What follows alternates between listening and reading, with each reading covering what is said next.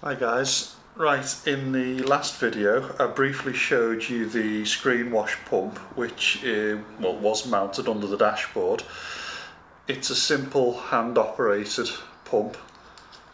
It's got inlets and outlets on the back for the pipes from the reservoir onto the nozzles on the bonnet, and literally all you do is pump it manually like this to pump water onto the windscreen.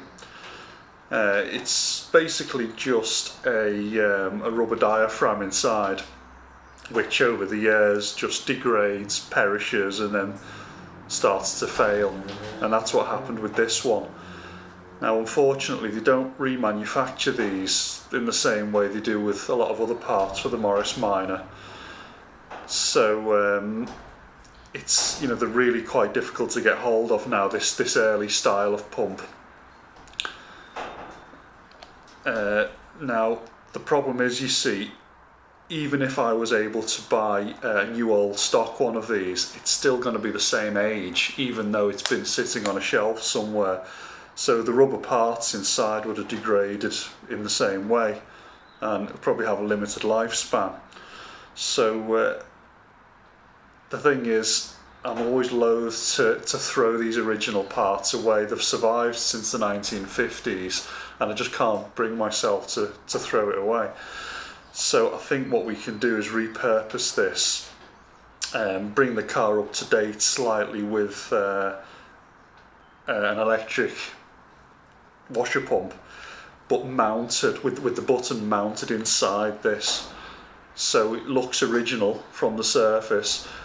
And instead of having to pump it like you used to, this becomes an electrical push button, so you just push it in a little bit and that will operate the electric motor. So to start with, what I've done, I've peeled back the crimped metalwork around the back plate on the pump to remove it. As you can see, I've already removed the rubber diaphragm, which just completely crumbled when it came out. Now the plan is, if you can see inside there, as you push this, it pushes the rod forwards. If I mount a push button switch inside this unit, then pushing this forwards will push the button inside and operate this as an electrical switch instead of a pump. Now to that end, I've managed to get hold of a small push button electrical switch. Really, this could be mounted as is underneath the dashboard, but I prefer to keep the original look of the old pump.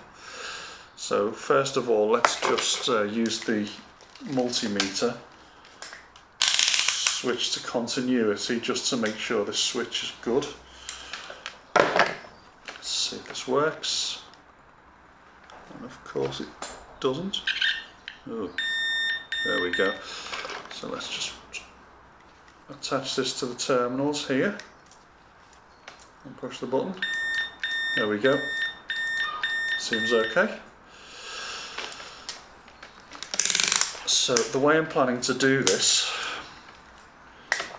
is to remove these metal spigots from the plastic back plate, which seem to have been moulded into the back plate itself. So I'm going to have to just twist these with a pair of pliers to break them out, hopefully keep this plastic part intact.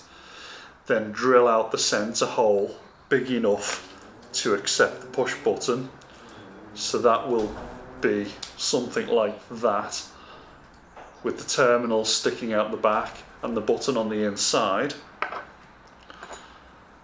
So as you can see, it will be in this kind of position here.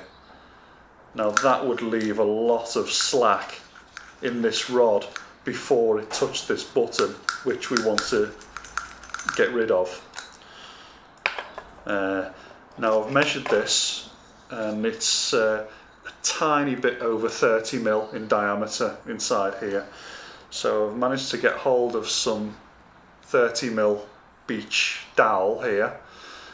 The idea is to cut this to the right length and this fits quite nicely inside here, and that will take up the slack inside. And if that's just the right length to make good contact with the button, so there's no slack in this rod, then I think that should feel quite nice, should I say.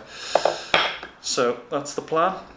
So I think we can put this aside, and that's aside for now. So the first job is to turn that pump into a switch.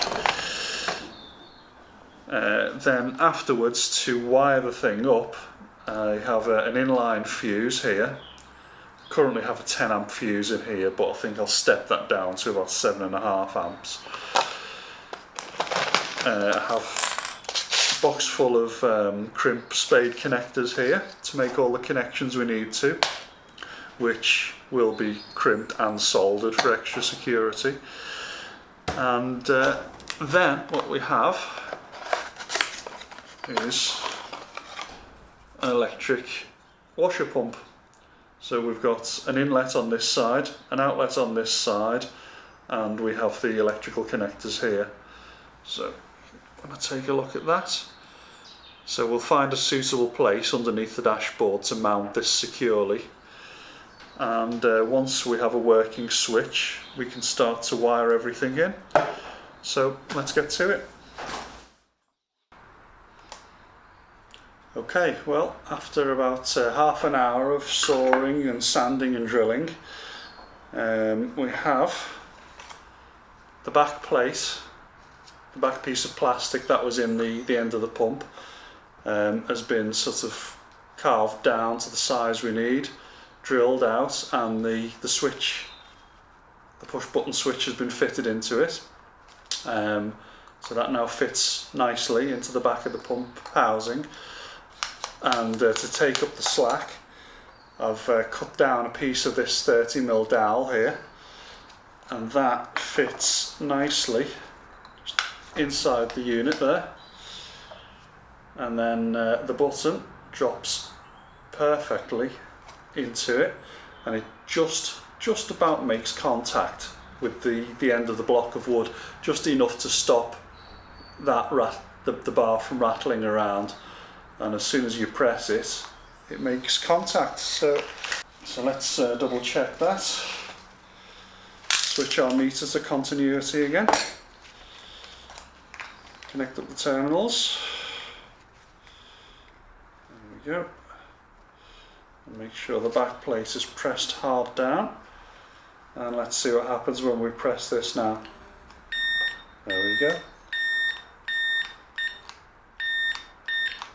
So that should be the basis for our new electric pump. Whoops, and there goes the switch. So the next job will be to crimp the metal edge back over the end plate. So we've got a finished unit, and that's the bit we're going to do as soon as I tidy up this little bench here. Okay, let's get this crimped back together. Yep.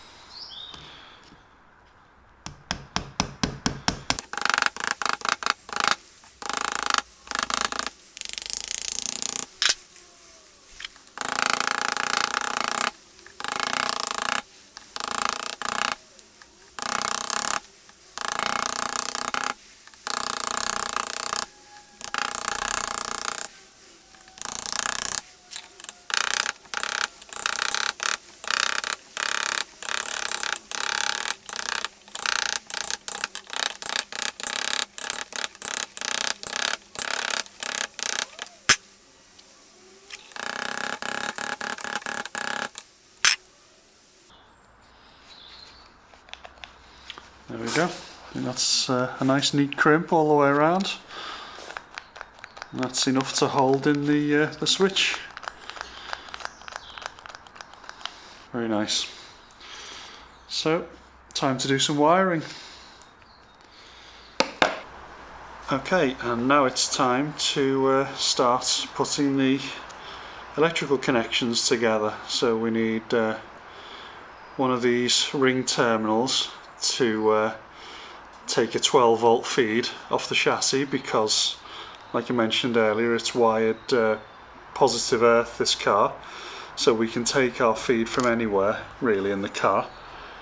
So this is going to go from any 12 volt feed into the switch, which I will be fitting under the dashboard soon. Then from the switch we're going to come off through this fuse and into the pump. So first things first, let's get this connected to the wire.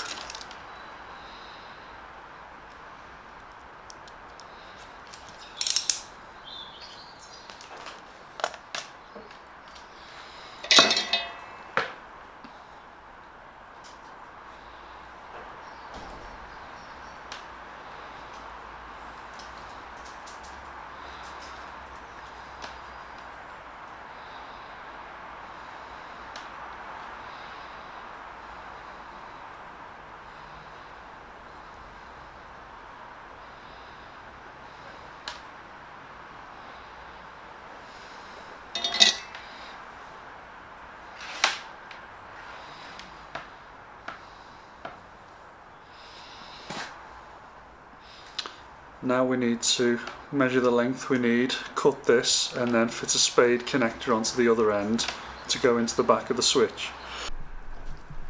Okay, so we now have a couple of cables made up, or almost made up. Got a spade connector on this side, which is going to go from the switch to our new pump. Here's the pump, which I've taken the bracket off because I think that's just going to end up getting in the way. So this, I think I found quite a decent place under the dashboard to mount this in a position where I don't need to drill any extra holes, which is always good. So we can mount it under one of the metal brackets under the dashboard using a combination of double-sided mounting tape and a couple of good strong cable or zip ties, and that way it shouldn't move at all. Another job we need to do, I've just been taking a look at the old plumbing here for the washer fluid. So here's the washer bottle here, You've got the takeoff coming in through the bulkhead, under the dashboard into the old pump, then out of the pump, out through this hole here, and then up, as you can see, to the nozzle, the washer nozzle on the bonnet. This old pipe is actually quite hard now, and it's only, I think, a 2mm in internal diameter, and that is just too small to fit into the nozzles on the new pump. It needs a wider diameter. So to that end, we have some nice new silicone tubing with a 4mm diameter. So what we're going to have to do is thread it through and replace all this old tubing with this nice new soft flexible stuff. And I think that will do the job nicely. Okay, here we are underneath the dashboard. Just for orientation, there's the steering column here. Heater. Here's our new, what is now a switch rather than a pump. Here is the old tubing still in place. That's coming from the washer bottle. And let's see, and there's the other piece of tube going back out and up to the windscreen nozzles. Now the plan is, I think, to mount this pump up here on this bracket here. It's a little bit, let me just see if I can swap hands just so I can get it in there. There we go. So I think that'll go into that corner quite nicely. A couple of zip ties and also some mounting tape, and that should be nice and solidly mounted in there. It shouldn't move at all, and no holes to drill, thankfully. And then we can take our hoses, the little tubes coming off here, up to the windscreen and in here from the washer bottle, and we're nice and close to the actual switch here for wiring in the electrical connectors. So right, let's get to the replumbing and then get this fitted. Right, hope that's light enough to see. We're going to make a start by removing all this old tubing. It's all disconnected on the other side, so we should be able to hopefully pull it all the way out. Oh, that was easy. So that's the bit coming from the pump to the bonnet, so that can go over there. This should be a bit longer, this one. And there we go, that's that one. I'll just take the whole lid off the bottle, because I might as well replace this this piece on the inside as well. And I also have a non-return valve to go on the end of this one. All that does is it stops all the water from this pipe siphoning back down into the bottle. So it keeps it at the level, so whenever you press the button, the water should be instantly there in the pipe to remove any delay between pushing the button and the water coming out of the nozzles.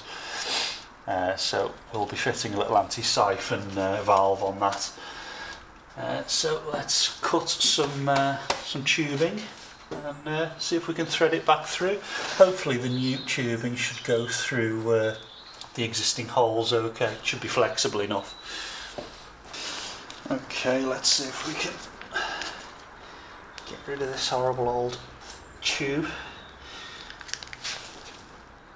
There we are.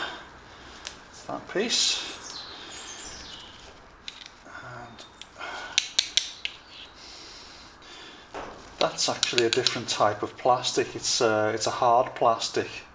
It might be tempted to keep hold of this, leave this one on, just to ensure that reaches down to the bottom of the bottle.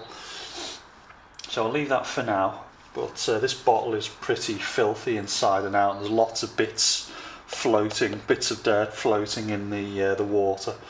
So I'm going to tip this out, give it a good cleaning in the sink, and then we can get it back in the car, I think. Okay, that's much cleaner now. Got all the bits of dirt and grit out of it. It's got some fresh water. And the breather hole was a little bit blocked, so that's clear now. Now this is the little non-return valve, which will be fitting onto this pipe here, if it'll go on. That could be a problem. Yeah, maybe I will need to fit some silicone tubing onto that. Okay. The only other issue is that the new wider bore tubing is quite loose on the old fittings, so I'll have to put some kind of clamp or cable tie around that just to hold it tight. Okay, remove the take-up pipe here from the lid. That came out quite easily, and I managed to prise the old tube off the nozzle here. Now the uptake part here is slightly wider, so that fits the new tubing very nicely. So I think what we're going to do, I can leave this on, have a nice new piece of tube here, cut to the same length as the old one, maybe with a tiny bit extra, like that, and then hopefully our non-return valve, and it does, fits nicely onto that. I'll take this off for a second while I refit this into the lid.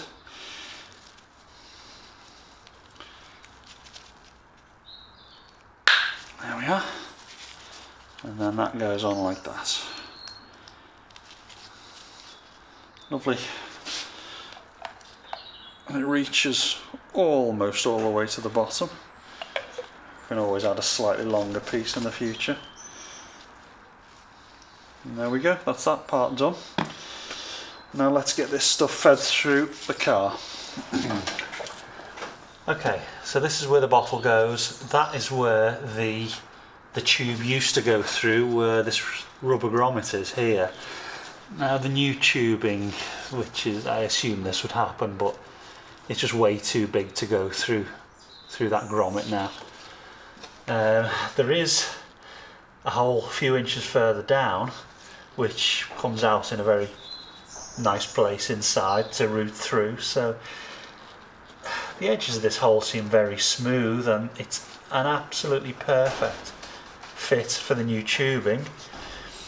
So over time, will it cause a problem not having a grommet around it? Time will tell, but I can't imagine it'll be an issue. So let's feed this through. Leave a little bit of overhang. I think I'm going to have to clean this up and give it a lick of paint sometime soon as well, because it's starting to corrode. But I'm sure it'll be fine while we test this.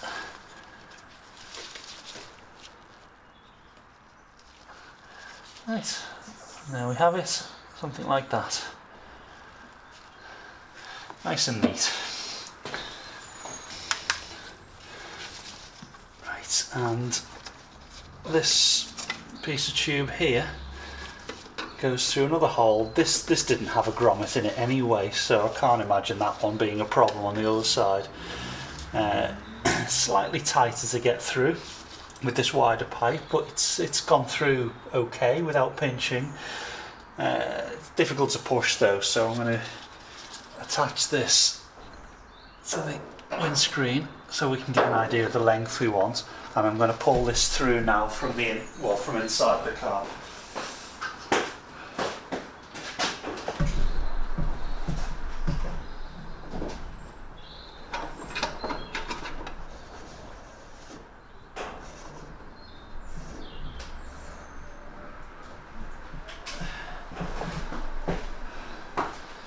See if that was enough. Yes. Let's just pull a little bit more slack out, just so the bonnet can open. I think that looks quite good. Last thing to do is get the pump installed and route these the tubing through on the inside, snip it to the right length and attach them to the pump. Finally, it'll just be electrical connections and give the thing a test. Okay, here's the story so far. We are back under the dashboard. The windscreen washer pump has now been fitted nice and solidly under here. It's not moving anywhere. We've got 2 cable ties, nice big strong ones, just holding it onto this metal bracket here, and double-sided tape which makes it extra secure and gives it a little bit of padding as well.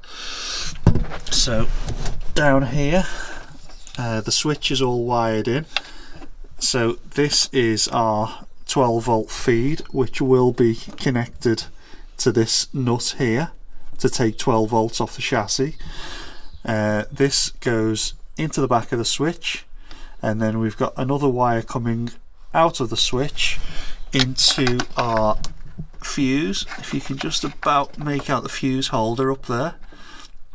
Then from the fuse we're going into the positive terminal on the pump, and then from the negative terminal on the pump that goes through the bulkhead and back into the fuse box. And that's wired in such a way that there will only be power to the pump when the ignition switch is turned on, in the same way as you can only operate the windscreen wipers when the switch is on as well.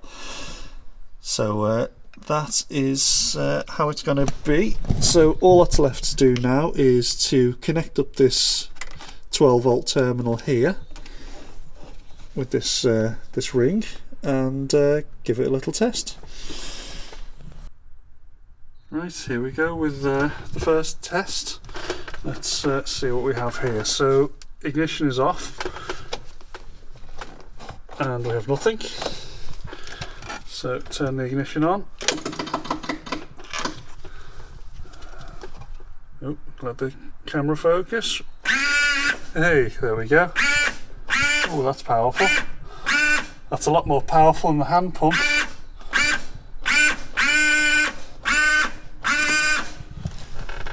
So, looking at the pipe, it seems to be sucking in a lot of air. I've still left lots of excess on this pipe. I'll trim that down once we're finished. Yeah, it seems to be sucking in a lot of... let's just wipe that. Seems to be sucking in a lot of air, so let's investigate that. If we can get this camera to focus. Let's see what the problem is.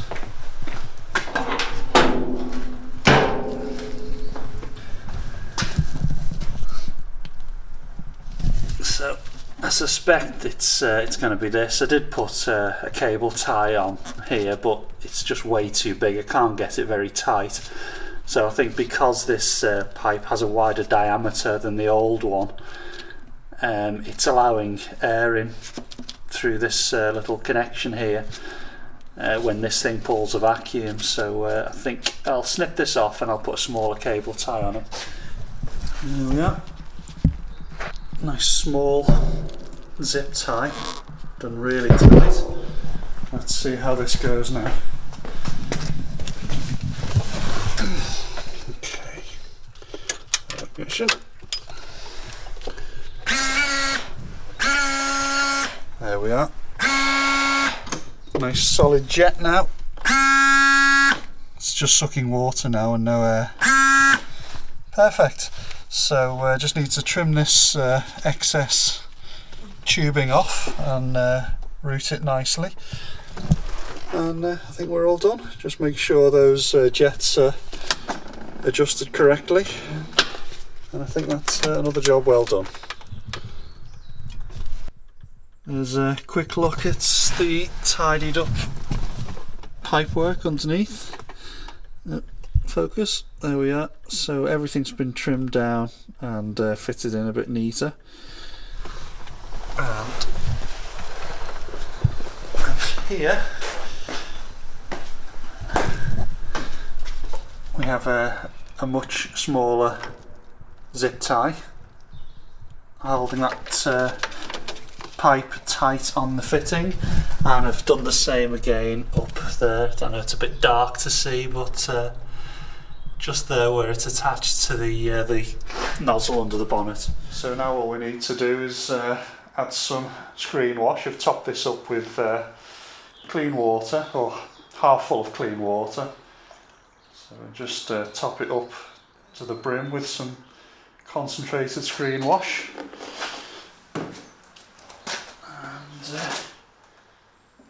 That can go into the holder. Go.